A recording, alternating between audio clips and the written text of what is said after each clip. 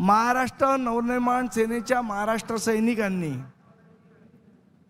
हमने काम करने का तरीका बदला है, हमारे तेवर नहीं बदले हैं, हे त्यांनी लक्षात ठेवायचं।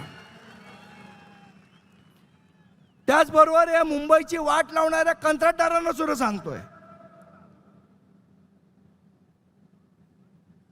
ज्या पद्धतीने तुम्ही या रस्त्यांची वाट लावताय सगळीकडे,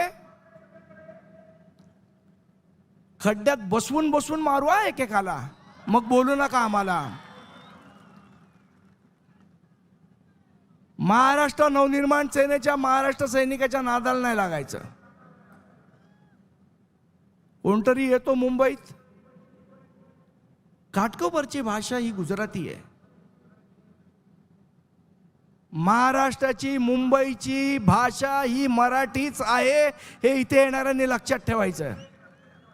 दुसरी कुठलीही भाषा नाही, मराठीच। आणि मग आमच्याबद्दल बोलायला सुरुवात करतात। मध्यंतरी आता आपला जो गुढीपाडव्याचा मेळावा होणार होता, त्या मेळाव्याच्या वेळेला आपल्या एका कार्यकर्त्यांनी उत्साहाच्या भरात सन्माननीय बाळासाहेबांचा फोटो लावला। एक त्याची भावना असेल, काय असेल, त्यांनी लावला। तर लगेच आता बाळासाहेबांशिवाय काही पर्याय कोणाला उरलेला नाही, इथे उद्धव ठाकरे। एक कोणीतरी फोटो लावला तर एवढं म्हणायला लागला उद्धव ठाकरेंच्या, म्हणजे बाळासाहेब हे तुमचे आहेत, तुमची पर्सनल प्रॉपर्टी आहेत का? आणि मग जर असेल तर हा अख्खा 1000 कोटीचा महापौर बंगला घशात घालताना बाळासाहेब देशाचे,